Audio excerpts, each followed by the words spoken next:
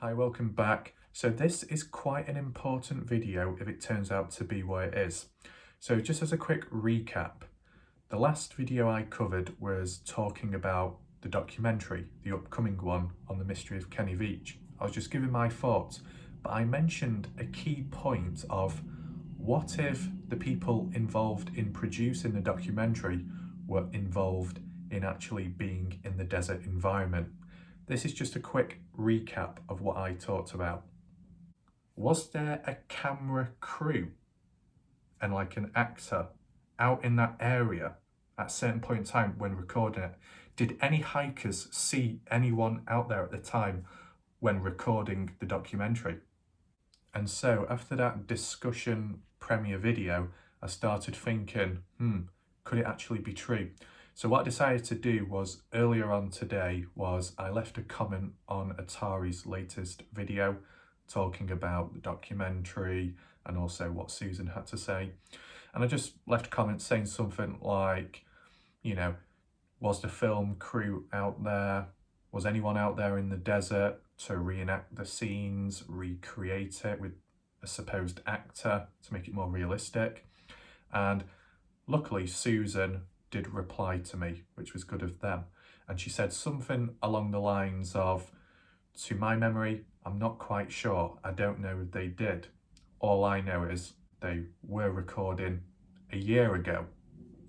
So that's quite interesting now. And I'm going to get into it soon, so make sure to stick around, okay? What I will just show is just a quick bit of footage from Atari's latest video giving the precise dates of when the recordings making the documentary took place. The part of the show where Vicky, Sharon, and Ray Veach was filmed in November of 2020. At the time they filmed it, very little information had come out.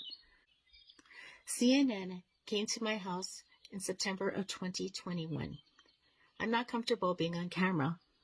So those dates are interesting, from 2020 to 2021.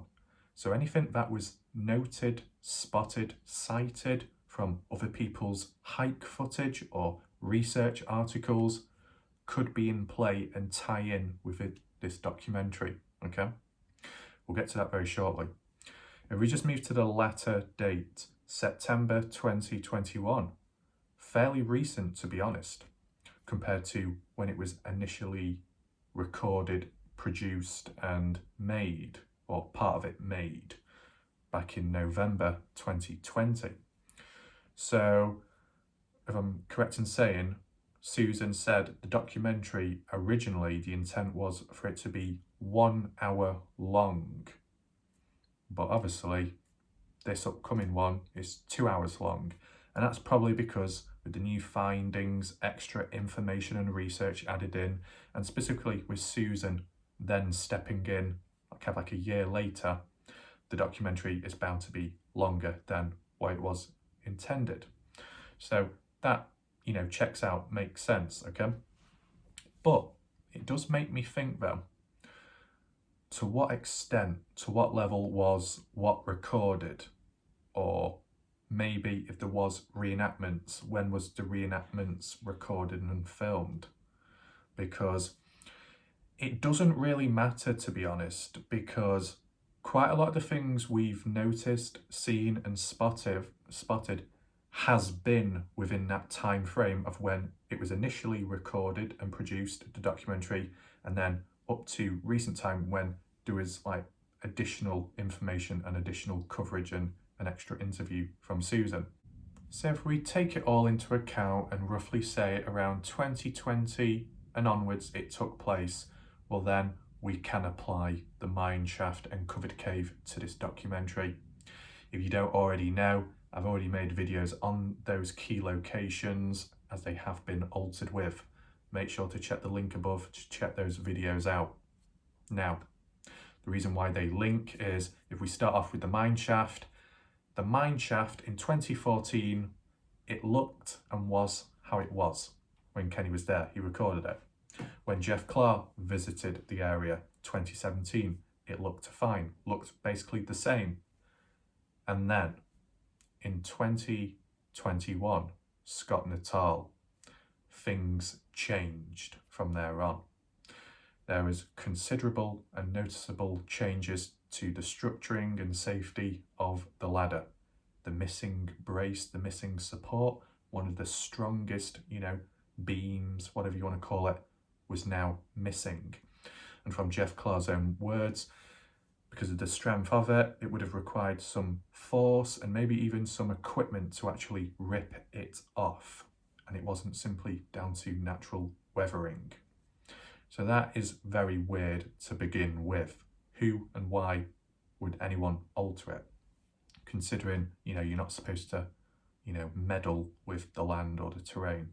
So that was weird in itself. And you can even further reinforce it because in more recent time, 2021, I think it was a couple of months ago, Jeff Clark did hike back out there, went to the Mineshaft, and he recorded it and showed it that there was even more damage to it now, and it was much more unsafer than what it was in 2021, 9 months ago. Well, the mine has been damaged to the point that you can't even descend in it. The top ladder is now down in the bottom, along with the middle ladder. Someone has also purposely removed some of the rungs from the top of the support. That's not the actual ladder you're seeing right there. Those were rungs on the back side that held the ladder in between those beams. So now there's basically no way to get down there other than just straight ropes. The top hole is also much bigger. There used to be boards all the way to within about 2 feet of the ladders. So, there has been changes since, and that could make you question, well, why is that? But if we just exclude that part and we just look back at the Scott Natal to the original Jeff Clark's footage, 2017 to 2021, something has occurred within that time frame. Now, could it have happened in 2018, 2019, 2020? Those years in between?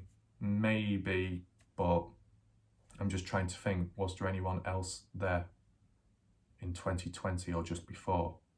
I'm not quite sure if there's any footage there. But, for it to change in 2021, before the Susan Veach interview took place, so the documentary was still active, research may have been still, underway, and maybe reenactments were underway here and there.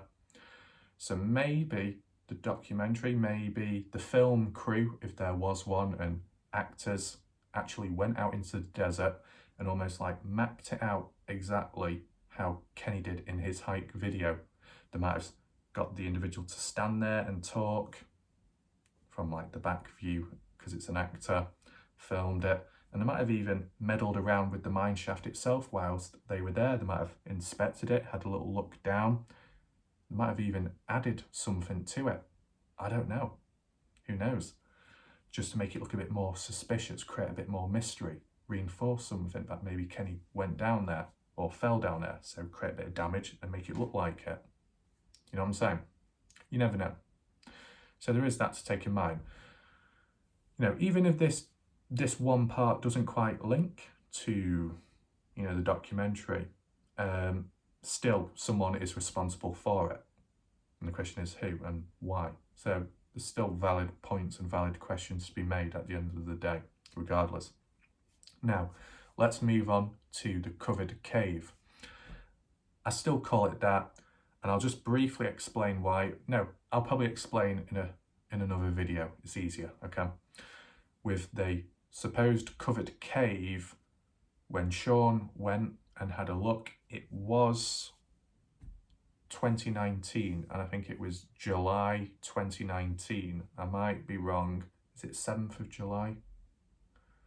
I'll show us, there'll be a screenshot on screen to show you when he went out. And that's exactly how it looked, the way it did at the time. virtually, the same to how it did when Kenny walked past it in 2014. Not much change from the looks of it, at least. And then in 2021, Aquachigger, and I think a month later, Jay Silverheels both went to that area, walked past it, the covered cave, and there were considerable changes. A missing rock, and quite a big chunk of it, top right of the cave, was missing. Just to reinforce, Jeff Clark did actually go back out there, same time as that Mineshaft in 2021, and covered the cave, because we thought the rock was taken away. It was in fact on the ground below, which was out of view from all the other hikers when recording. One of those pieces fell off there, was dug off of there. Those are pretty tight, so it took some force to remove that. I don't think it fell. There also looks like there's digging above it, in that tan line up above it. And there's pieces of that tan rock down here as well.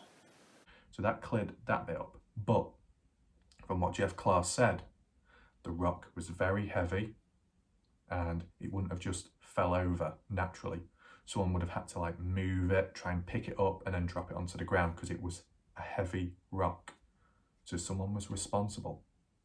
And we're tying back to the dates. 2021 was when it was first noted, first recorded. 2019, a year before the documentary begun, the covered cave was fine. Nothing was done to it, nothing was changed or altered with. It looks exactly how it did back in 2014. So a year on, something might have happened, or it happened a year on after that in 2021.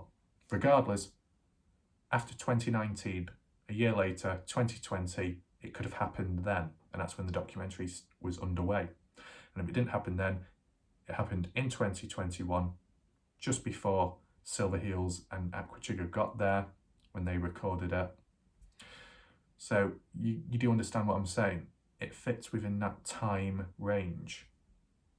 Now, as I said, the reason why I'm thinking that is just simply because the documentary showed little snippets of footage of an actor dressed like Kenny in some kind of desert terrain. And I'm just assuming that they reenacted it, filmed scenes and parts of it to make it a bit more realistic, to get that realistic touch and to show what Kenny was doing and what he was all about and how he hikes, and to show the true terrain, to make it more realistic at the end of the day, so it's better for viewing.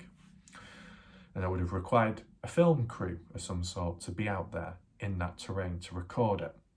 And the key locations where the most likely are going to be is where Kenny was.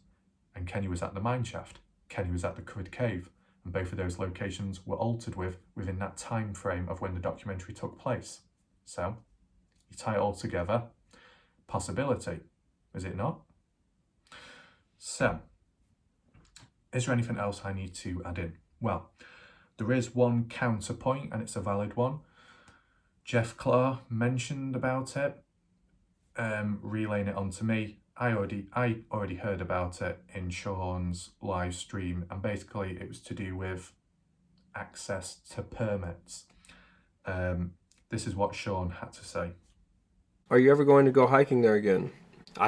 Probably not. I mean, if one of these freaking entertainment companies can finally get approved, sure, I'll go. I've literally been hit up by four different people.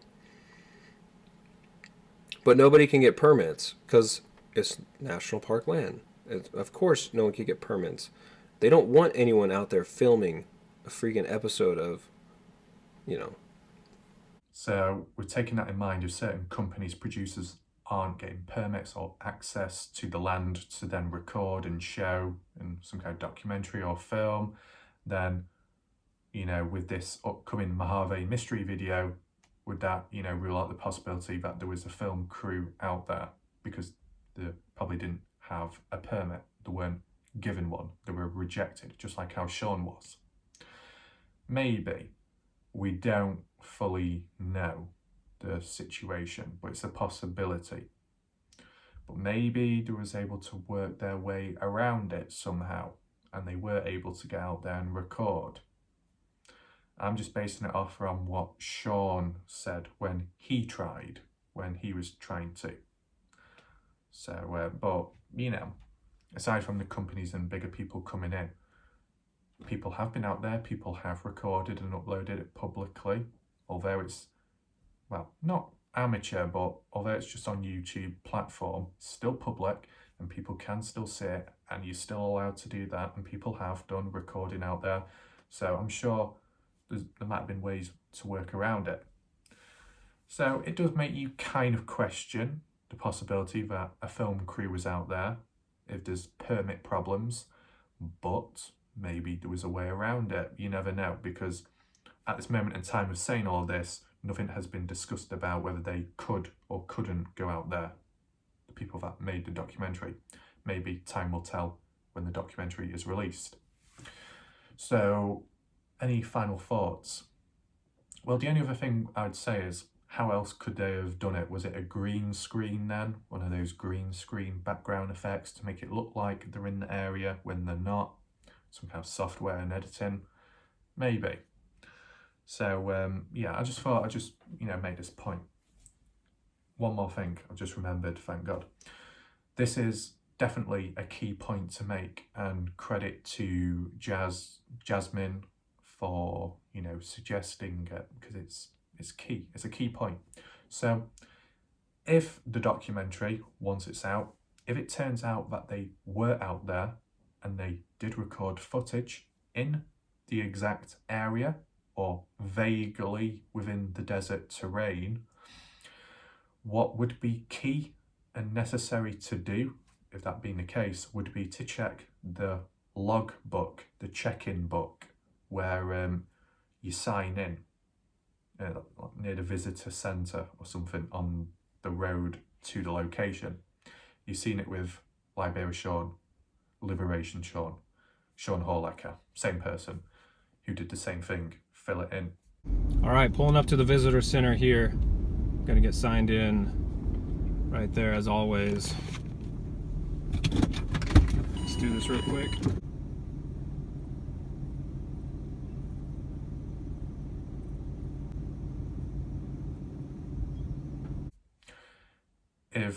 If someone maybe who lives in the area, lives nearby, if it's doable, if it's possible, if you wanted to, maybe it's worth checking it out and checking the logbook somewhere around 2020 to 2021 and seeing if there's any names noted down that appear in the credits of the documentary, and try to tie it in together, maybe the time, maybe the date, and it might explain, it might give more insight to that they were actually in the area at the time, the correct date, the correct year of when altercations to the mineshaft, the covered cave and other bits and bobs were noted. I think it's a key point what Jazz said about that, about checking the logbook, because it's public, you can access it, it's right there in front of you. And if names were noted down, you'd know then. Or maybe they might have used, different names, maybe anonymous names or an anonymous identity of some sort. Then it would be getting a bit mysterious in a way, wouldn't it? But we'll see. Who could do it though? Who's in the area? I know Sean is, but Sean, does his own thing and stuff and is behind the scenes doing whatever. Jay Chuck, maybe, but he gets around a bit, so I don't know where he's currently at. Jay Silverheels could wheel on down there, no pun intended, and maybe check it out, because it could be worthwhile. It's just preferably doing that, taking action would be more necessary and practical to do after the documentary. So then we find out whether or not they were in the area or not. There's no point checking now, because it's only a few days till the documentary comes out. if we do find out, or if we do get an idea that there were out there, then you might as well check the logbook and go out there, and it might reinforce something important might come out of it. Okay. Final thoughts.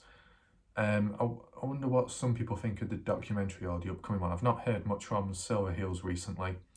I think I've not seen a video by Jay Chuck. It'd be interesting to see his thoughts and opinions on the documentary, his take on it, or maybe even his after thoughts after he's watched the documentary, or if he manages to watch it, gets access to it, to see his side, his opinion of it. What does he think about it? What does he think of Kenny?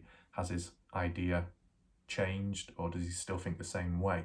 You know what I'm saying? Silverheels, not seeing anything from him. I don't know if he is aware of the documentary. It'd be interesting to see what he would have to say, you know, regardless of whatever comes out of his mouth, just to get an idea. So yeah, I think that's it. Hopefully it was, you know, explainable. You know, sometimes I don't get directly into the point, not always. I tend to issue the backstory to begin with, or mention all the little points and questions and dates and could it be this, could it be that, and then once I've found a way in, then I go into the main bit of what I'm talking about. I'd rather do it that way round. I don't know if it affects the viewer attention rate. Maybe some people will only hear the first bit where I'm, you know, just introducing it all, and then they don't bother watching the main bit later on in the video. Hopefully they do, and if not that, well, hopefully they skip through the first bit if they need to get to the main bit. You know, it's just so people understand it, because the way I make the videos or the way I talk, it's just done in the way I think it should be done, to try and explain everything and do it in like a formal, structured order, even if it's slightly longer, you know. But you know, regardless, done the video, and hopefully you like it, and you know, get an idea behind it. Feel free to leave a comment down below. Tell me what you think. As I said, this is all done before the documentary is released publicly, so you know, it's kind of a blind perspective, but it's just maybe foreshadowing the future, potentially, of what could happen or what could be looked at in the future, like with the logbook. Okay, so I'll see you in the next video, whatever that may be, and yeah, thanks for watching. Goodbye.